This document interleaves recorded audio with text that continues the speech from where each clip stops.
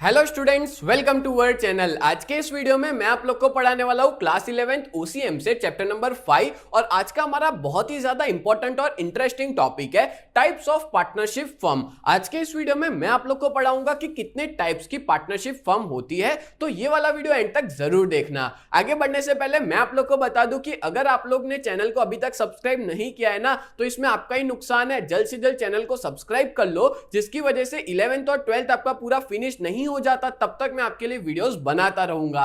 एक और बात बता दूं कि डिस्क्रिप्शन के अंदर ना एक व्हाट्सएप ग्रुप की लिंक देके रखी है, उस व्हाट्सएप ग्रुप में आप सभी लोग ज्वाइन हो जाओ, जो फ्री ऑफ कॉस्ट है, जहां पे मैं आप लोग को टाइम टू टाइम हर वीडियोस की अपडेट दूंगा, एज वेल एज आपको स्टडी मटेरियल, ये सारा फ्री ऑफ कॉस्ट उस ग्रुप में मिल जाएगा। तो चलिए शुरुआत करते हैं आज के हमारे इस टॉपिक की, टाइप्स ऑफ पार्टनरशिप फर्म।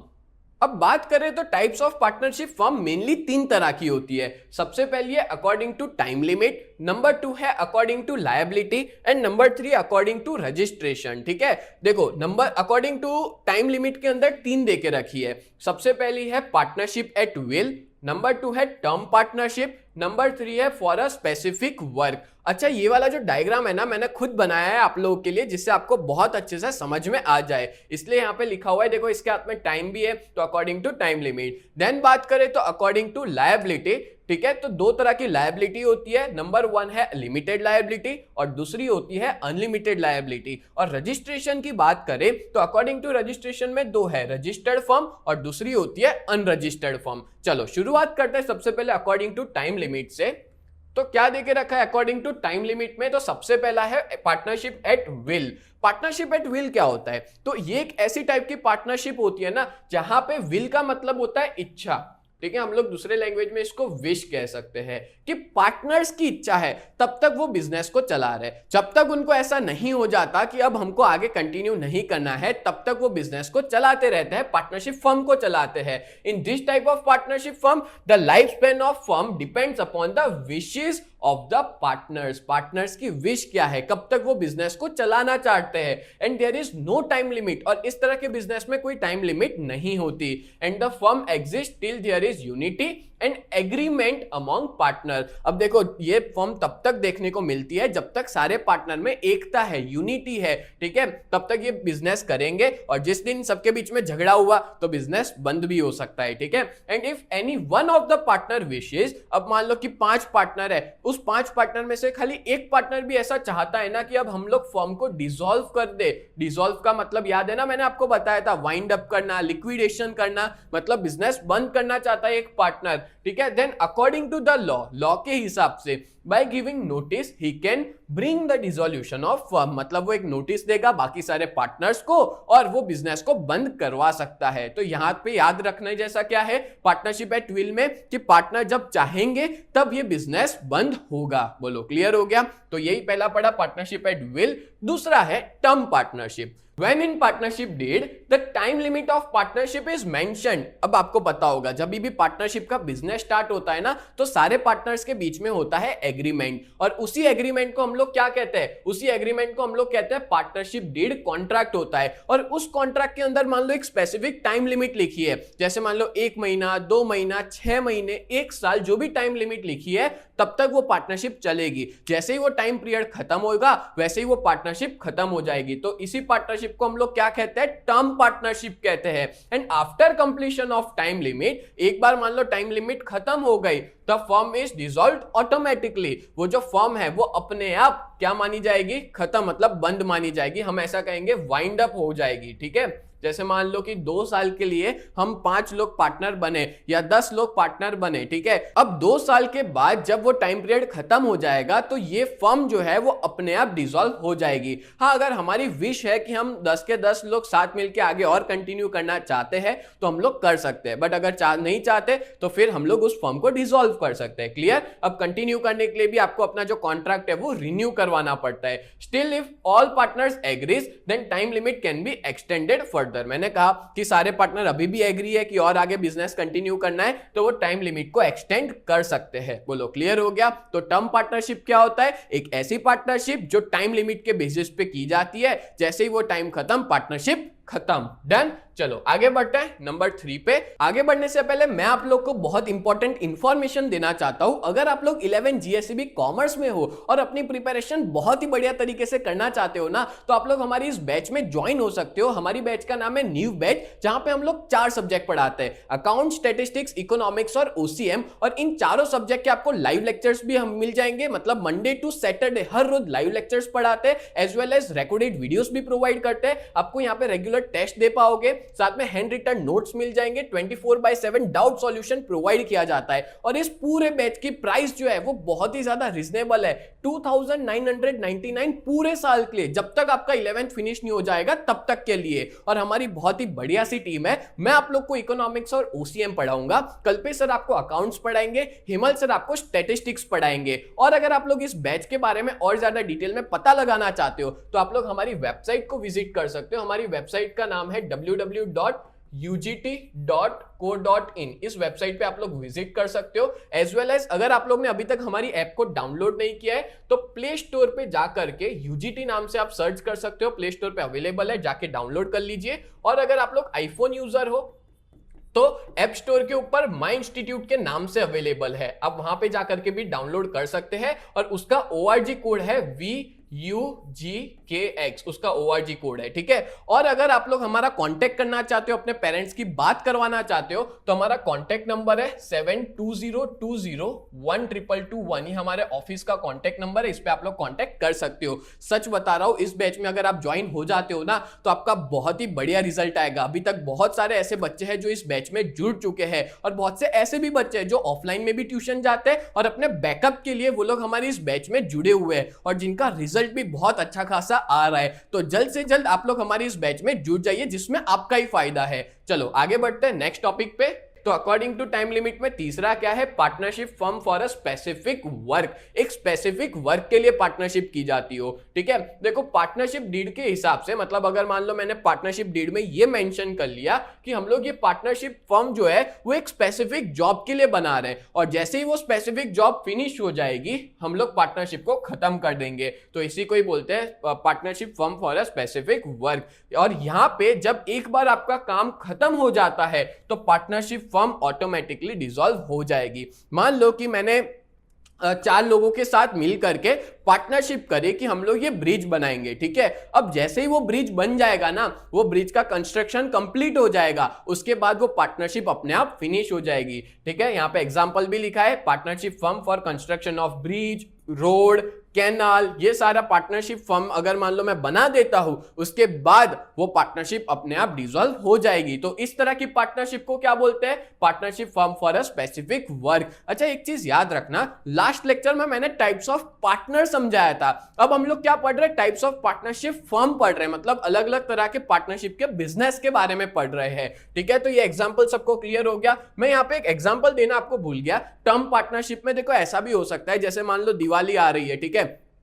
तो दिवाली के टाइम पे आपने देखा होगा कि बहुत सारे फटाके की दुकान खोलते हैं, या तो फिर अगर उत्तरायण आती है तो उस टाइम पे पतंग की या डोरी की दुकान वो लोग खोलते हैं, सीजनल बिजनेस खोलते हैं। तो वो लोग ना टर्म पार्टनरशिप करते हैं। टर्म पार्टनरशिप मतलब दिवाली कितने महीने रहेगी, मान लो कि 1 महीने के लिए वो लोग पार्टनरशिप करना चाहते हैं, तो वो लोग टर्म पार्टनरशिप कर लेते हैं। जैसे ही दिवाली खत्म वो लोग अपने बिजनेस को खत्म कर देंगे, पार्टनरशिप को डिसॉल्व कर लेंगे। अब मान लो नेक्स्ट ईयर उनको वापस बनना है तो वापस वो लोग टर्म पार्टनरशिप करते हैं। तो शॉर्ट पीरियड की जो होती है ना वो टर्म पार्टनरशिप ही होती है। जरूरी नहीं है शॉर्ट पीरियड, कोई 5 साल की भी कर सकता है, 10 साल की भी टर्म पार्टनरशिप को कर सकते हैं। बोलो क्लियर। चलो आगे बढ़ते हैं। तो मैंने आपको 3 टाइप समझा दी अकॉर्डिंग टू टाइम लिमिट में। फर्स्ट था पार्टनरशिप एट विल, दूसरा है टर्म पार्टनरशिप, और तीसरा है partnership firm for a specific work. बोलो क्लियर हो गया। चलो आगे बढ़ते हैं। Next B, according to liability. अब लायबिलिटी की बात करें तो पार्टनरशिप फर्म जो है वो 2 तरह की होती है, एक लिमिटेड लायबिलिटी और दूसरी होती है अनलिमिटेड लायबिलिटी। लिमिटेड लायबिलिटी मतलब क्या होता है, तो ये एक स्पेशल टाइप है पार्टनरशिप फर्म का। इसमें क्या होता है पता है, एक पार्टनर ऐसा होगा जिसकी लायबिलिटी अनलिमिटेड होगी, और बाकी जितने भी पार्टनर्स हैं ना उन सबकी लायबिलिटी लिमिटेड होगी। अच्छा, लिमिटेड लायबिलिटी और अनलिमिटेड लायबिलिटी मतलब क्या, एग्जांपल देके समझाता हूं, यहां पे ध्यान सबका। तो देखो यहां पे एक पार्टनर है ए, उसके साथ 3 और पार्टनर है बी, सी और डी, ठीक है। टोटल 4 लोग मिलके अपना बिजनेस कर रहे हैं, पार्टनरशिप फर्म जो है वो चला रहे हैं। अब होता यह है कि जो ए है ना उसकी लायबिलिटी अनलिमिटेड है, ठीक है। मतलब मान लो कि अगर बिजनेस में कर्जा बढ़ गया, बिजनेस बंद करना पड़ा, तो सिर्फ और सिर्फ एक ही जो पर्सनल प्रॉपर्टी है ना उसको बेच के वो पैसा चुकाया जाएगा। क्लियर? अब बी सी डी की लिमिटेड लायबिलिटी मतलब क्या? तो इन लोगों को उतना ही पैसा पे करना होगा जितना उनका हिस्सा है। जैसे मान लो कि उन लोग ने इन्वेस्टमेंट बिजनेस में किया है 10-10 लाख का, तीनों ने मिलकर 10-10 लाख का इन्वेस्टमेंट किया है, तो उनका नुकसान उतना ही होगा जितना उन लोग ने इन्वेस्टमेंट किया हुआ है। जैसे 10 लाख का इन्वेस्टमेंट किया है तो उतना ही उनको पे करना है, मतलब 10 लाख से ज्यादा उनकी लायबिलिटी नहीं है उस बिजनेस के अंदर। मान लो कि नुकसान हो गया 50 लाख, ठीक है। कितना नुकसान हुआ? 50 लाख का नुकसान हुआ और ये कर्जा पे करना है, ठीक है। बिजनेस बंद कर दिया पर कुछ निकला नहीं, मतलब अभी भी 50 लाख पे करना बाकी है, कर्जा पे करना बाकी है। तो ये लोग की लायबिलिटी कितनी थी? 10 लाख की, तो ये लोग 10-10 लाख दे देंगे। अब बचे कितने? 20 लाख। अब इसने भी बिजनेस में 10 किए थे पर 10 तो उसको डालने हैं, प्लस घर की उसकी पर्सनल एसेट्स को बेच के भी उसको बाकी के जो 20 लाख है ना वो पे करने पड़ेंगे। क्लियर हुआ? तो इन लोग की एक ही लायबिलिटी क्या होगी? अनलिमिटेड, और इन लोगों की लायबिलिटी होगी लिमिटेड। तो इसी फर्म को हम लोग क्या बोलते हैं? Partnership firm with limited liability. Normal language में ना इसको एलएलपी कहा जाता है। एलएलपी का मतलब होता है लिमिटेड लायबिलिटी पार्टनरशिप फर्म। आपने बहुत सी बार कोई बिजनेस होगा ना उसके नाम के पीछे देखा होगा एलएलपी है, यानी कि लिमिटेड लायबिलिटी पार्टनरशिप फर्म होती है। क्लियर? चलो आगे देखते हैं। Number 2, partnership firm with unlimited liability. ये एक ऐसी पार्टनरशिप फर्म होती है जो अपने ने पहले ऑलरेडी देख लिया है। नॉर्मल पार्टनरशिप फर्म जो होती है वो सारी अनलिमिटेड लायबिलिटी वाली ही होती है, जहां पे सारे पार्टनर्स की लायबिलिटी कैसी है? अनलिमिटेड है। मतलब अगर मान लो कि उनका बिजनेस में नुकसान हो गया, कर्जा बढ़ गया, तो उनको अपनी पर्सनल प्रॉपर्टी को बेच के भी वो कर्जा पे करना पड़ेगा, वो कर्जा भरना पड़ेगा। Clear? And if debt of the firm increase more than the asset of the firm, मैंने वही कहा कि बिजनेस में जितने भी एसेट्स है उससे ज्यादा उनका कर्जा बढ़ गया, तो उस सिचुएशन में हर एक पार्टनर अपनी लायबिलिटी पे करेगा, अपनी पर्सनल एसेट्स को बेच करके, पर्सनल प्रॉपर्टी को बेच करके वो पूरी लायबिलिटी को पे करेगा। बोलो क्लियर हो गया? इसी को ही क्या बोलते हैं? Partnership firm with unlimited liability. Done? चलो लास्ट है number C, according to registration. तो इसमें सबसे पहला क्या देके रखा है? रजिस्टर्ड पार्टनरशिप फर्म, और दूसरी होती है अनरजिस्टर्ड पार्टनरशिप फर्म। देख लेते हैं रजिस्टर्ड मतलब क्या। तो कोई भी ऐसी पार्टनरशिप फर्म जो रजिस्टर है रजिस्ट्रार ऑफ फर्म के पास, मतलब हर स्टेट में ना एक रजिस्ट्रार होता है, उसमें रजिस्ट्रेशन करवाना पड़ता है कि हाँ हम लोग पार्टनर्स हैं और हम लोग मिलके बिजनेस कर रहे हैं, ठीक है। उसका एक रजिस्ट्रेशन करवाना होता है। अगर आप मान लो उस रजिस्ट्रार ऑफ फर्म के पास जाके रजिस्ट्रेशन करवा लेते हो तो आपकी फर्म क्या मानी जाएगी? रजिस्टर्ड पार्टनरशिप फर्म मानी जाएगी, ठीक है। And when a partnership firm is registered, such firm can approach court of law for the recovery of debt from a third party। अब होता क्या है, एक एग्जांपल देता हूं मैं। हमारी फर्म है, ठीक है, मान लो हम लोग 3 पार्टनर है, ए, बी और सी। हम लोग 3 पार्टनर लोगों ने मिल करके एक फर्म ओपन की है, ठीक है। अब मान लो कि एक ऐसा पर्सन है जो है डी, ठीक है, इसने हमारा कर्जा ले रखा है, मतलब हम लोगों ने इसको पैसा दिया था, या तो मान लो गुड्स दिए थे, पर ये हमारा पैसा वापस नहीं लौटा रहा है। तो हम लोग 3 मिलकर के किसकी मदद ले सकते हैं? हम लोग कोर्ट की मदद ले सकते हैं, ठीक है।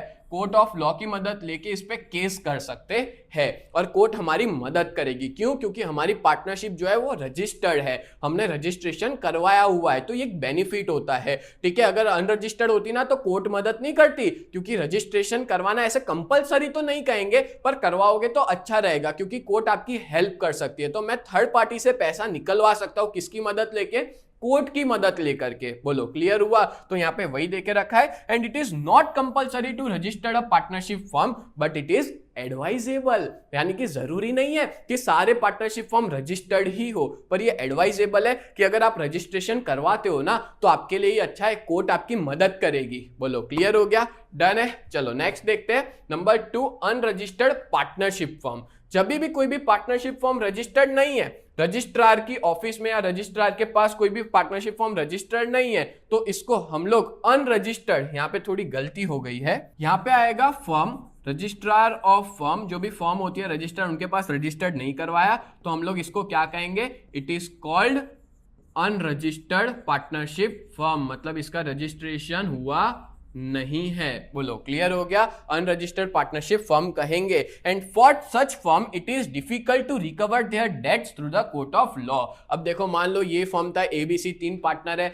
हम लोग ने रजिस्ट्रेशन नहीं करवाया, तो आपको पता है कोर्ट जो है वो जल्दी मदद नहीं करेगी सामने वाले से पैसा निकलवाने के लिए, ठीक है, क्योंकि डीन को हमने गुड्स बेचा था, वो पैसा नहीं दे रहा है, तो हम लोग कोर्ट की मदद नहीं ले सकते। क्यों? क्योंकि हमारी जो फर्म है वो कैसी है? अनरजिस्टर्ड पार्टनरशिप फर्म है। बोलो क्लियर हो गया। तो इस तरह से तीसरा जो हमने देखा अकॉर्डिंग टू रजिस्ट्रेशन, उसमें 2 था, रजिस्टर्ड और एक अनरजिस्टर्ड। तो मैं उम्मीद करता हूं ये पूरा टॉपिक आपको टाइप्स ऑफ पार्टनरशिप फर्म जो है वो क्लियर हो चुका होगा। तो ऐसी वीडियोस देखने के लिए आप लोग हमारे चैनल को सब्सक्राइब करें। तो मिलते हैं नेक्स्ट वीडियो में, तब तक के लिए bye and thank you so much.